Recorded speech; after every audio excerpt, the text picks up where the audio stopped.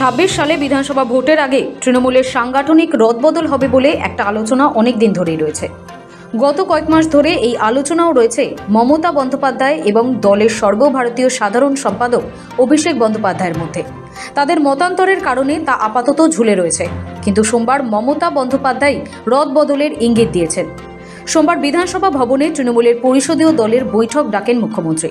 সেই বৈঠকে তিনি বিধায়কদের উদ্দেশ্যে বলেন, অঞ্চল ও ব্লক স্তরে সভাপতি পদে বদলের দরকার রয়েছে বলে যদি মনে করেন তাহলে ৩ জন করে নাম পাঠান। ২৫শে ফেব্রুয়ারির মধ্যে মন্ত্রী অরূপ বিশ্বাসের কাছে ওই নামের তালিকা পাঠাতে হবে। ব্যাস, তৃণমূল কংগ্রেস সুপ্রিমো মমতা বন্দ্যোপাধ্যায় প্রয়োজনে দল বদলের ইঙ্গিত দিতেই তৃণমূল বিধায়করা নড়ে চড়ে বসেছেন। জেলার বিধায়করা প্রায় সকলেই বাজেট অধিবেশনে যোগ দিতে কলকাতায় থাকায় এলাকার নেতাদের সঙ্গে ফোনেই যোগাযোগ রাখছেন। সূত্রের খবর, কলকাতা ও পার্শ্ববর্তী জেলার বিধায়কদের বাড়িতে নতুন পদ পেতে ইচ্ছুক দলীয় নেতা নেত্রীরা ভিড় করছেন। আবার যারা ইতিমধ্যেই সংগঠনের নানা শাখায় সভাপতি পদে রয়েছেন তারাও নিজের নিজের বিধায়কদের মন বুঝতে ঘন ঘন ফোনে যোগাযোগ রাখছেন।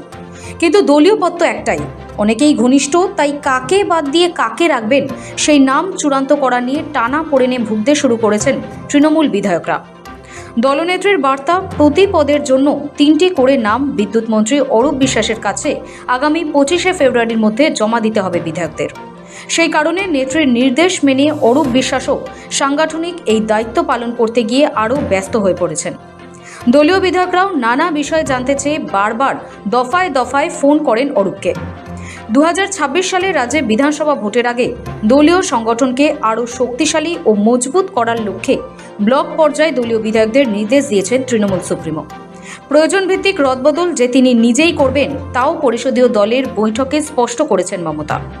সূত্রের খবর, যে সমস্ত কেন্দ্রে দলীয় বিধায়ক নেই সেখানে যিনি 2021 সালের ভোটে তৃণমূল প্রার্থী ছিলেন তিনি অথবা জেলা তৃণমূল সভাপতি 3টি করে নাম সুপারিশ করতে পারবেন। যদিও এই রদবদল নিয়ে সমস্ত সিদ্ধান্তই যে তিনি নেবেন তাও স্পষ্ট করে দিয়েছেন মমতা বন্দ্যোপাধ্যায়। সূত্রের খবর, বিভিন্ন ব্লকে যুব সভাপতিদের বয়স 40 পেরিয়ে যাওয়া এবং নানা অভিযোগ আসায় বদল করার প্রস্তাব উঠেছে। সোমবারের বৈঠক থেকে মমতা এও বলেন, দলের রাশ এখন তার হাতে, যেভাবে আলোচনার মাধ্যমে এখন দল চলছে সেইভাবেই চলবে। কোনো সমস্যা হলে তিনি রয়েছেন, তাকেই জানাতে হবে। পাশাপাশি সুব্রত বক্সিকেও জানানো যাবে। বাজেট অধিবেশনের প্রথম দিনই বিধানসভায় পরিষদীয় দলের বৈঠকে বিধায়কদের কড়া বার্তা দিয়ে দেন মুখ্যমন্ত্রী মমতা বন্দ্যোপাধ্যায়। শীতকালীন অধিবেশনেই এমন একটি বৈঠক থেকে দলের কর্তব্য ও নীতি নিয়ে একাধিক নির্দেশ দিয়েছিলেন মুখ্যমন্ত্রী তথা তৃণমূল নেত্রী। দল এবং বিধানসভা পরিচালনার ক্ষেত্রে কি কি নির্দেশিকা মেনে চলা অবশ্য কর্তব্য তাও নির্দিষ্ট করে দিয়েছিলেন তিনি। রীতিমতো কড়া মেজাজে সেদিন বৈঠকে দলকে বার্তা দিয়েছিলেন মমতা। এবার বাজেট অধিবেশনের শুরুতেও সেই কড়া মেজাজই ধরে রাখেন তিনি। সূত্রের খবর, মমতার এই নির্দেশ ও বার্তার উদ্দেশ্য ও বিধেয় পরিষ্কার। প্রথমত, তৃণমূল স্তর থেকে সাংগঠনিক রদবদল হবে। কিছু জেলায় জেলা সভাপতির পদে বদল অনিবার্য।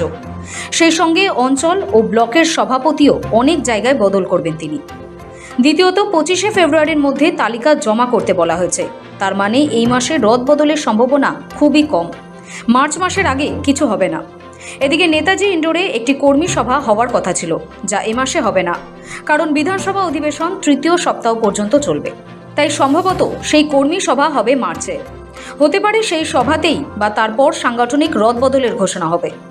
এদিকে মমতা বন্দ্যোপাধ্যায় যেরকম ধারাবাহিকভাবে বলেছেন যে দলের রাশ তার হাতেই, তার মানে সাংগঠনিক রদবদল ক্যামাক স্ট্রেট বা আইপ্যাকের ভূমিকা হয়তো কমই থাকবে। দলের মধ্যে থেকে রিপোর্ট নিয়ে রদবদল করবেন মমতাই। 26 সালের বিধানসভা ভোটের আগে পুরসভা স্তরে বড় পরিবর্তন হবে বলে গত বছর 21শে জুলাই মঞ্চ থেকে ঘোষণা করেছিলেন অভিষেক বন্দ্যোপাধ্যায়। এমনকি এও ধারণা করা হয়েছিল যে অন্তত 21টি পুরসভায় বদল হবে। আমাদের 26-এর জন্য এখন থেকে প্রস্তুতি নিতে হবে। পুরসভায় যারা দায়িত্বে আছেন, পঞ্চায়েতে যারা দায়িত্বে আছেন, তাদের কর্মীদের কথা ভাবতে হবে, নিজের কথা ভাবলে চলবে না। আমাদের আরো বিনম্র বিনয়ী হতে হবে।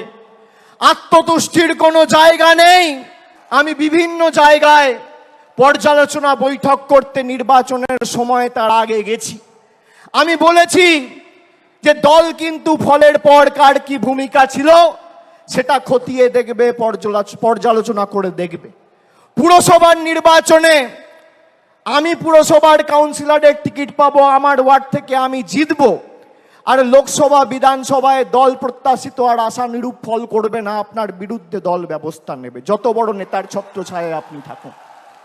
পঞ্চায়েতে আপনি টিকিট পাবেন, আপনি গ্রাম পঞ্চায়েতের প্রধান, উপপ্রধান, আপনি আপনার ভোটে জিতবেন।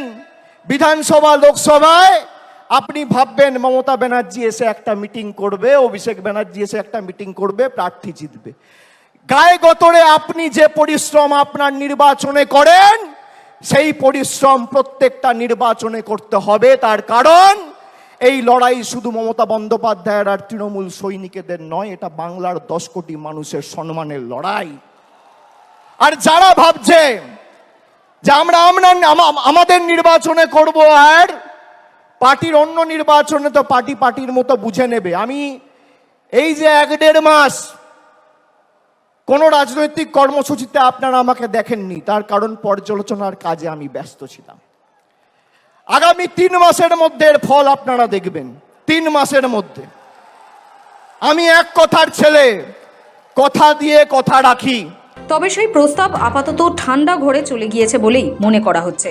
তাতে যাবতীয় শাখা সংগঠন ও শাখা কমিটি, ব্লক কমিটি নতুন করে গঠনের বার্তা দিয়েছেন মমতা বন্দ্যোপাধ্যায়। বিধায়কদের সবাই 3টে করে নামের তালিকা আগামী 25শে ফেব্রুয়ারির মধ্যে জমা দিতে হবে অরূপ বিশ্বাসের কাছে, এমনই নির্দেশ দেন মমতা বন্দ্যোপাধ্যায়। ব্যুরো রিপোর্ট, সময় কলকাতা।